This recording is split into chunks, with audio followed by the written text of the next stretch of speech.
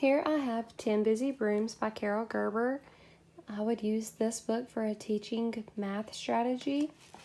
I have buttons as well, as the children will use these to represent the number that is being explained on each page. This says, one little witch on a long speedy broom saw another sweeping webs from a dusty tomb. So every time I would say a number, a child would bring one over. So we have 1, which represents the one little witch on a long speedy broom. The next I have 2 little witches spied a third on the run. Chasing behind was a swanny skeleton. So a child would bring 2 buttons over to represent 2. And this could be used in different ways, as each child would have a page dedicated to them. So one child will bring 1 over, and then maybe another child will say, okay, well, I have 2 little witches to represent the 2 witches that spied on a third on the run, and so forth.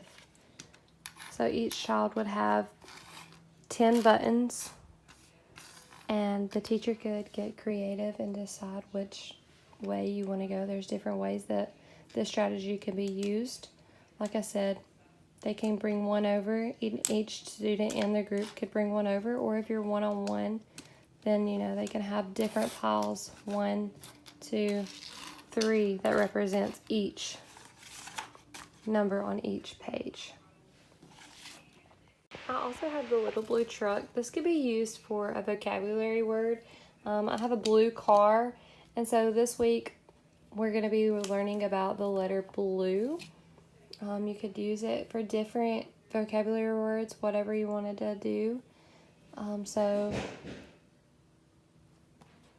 whenever the students heard blue, little blue truck, they would hold the blue car up to represent the blue that is being read in the story. So little blue truck, or little blue, they would hold it up. Truck came down the road. Beep said blue, they would hold it up again to a big green toad. Toad said croak and winked an eye. When little blue, they would hold it up. Truck went rolling by. This lets the teacher know that they comprehend what you're saying, as in blue, and that they know their vocabulary word. Next I have, there was an old lady who swallowed a turkey. This is a great reading strategy that teachers can use for a retail activity or even a sequence of events. So here I have is an old lady stapled to a Ziploc baggie, and the students can let their old lady eat or swallow in the correct order the things that was in the story.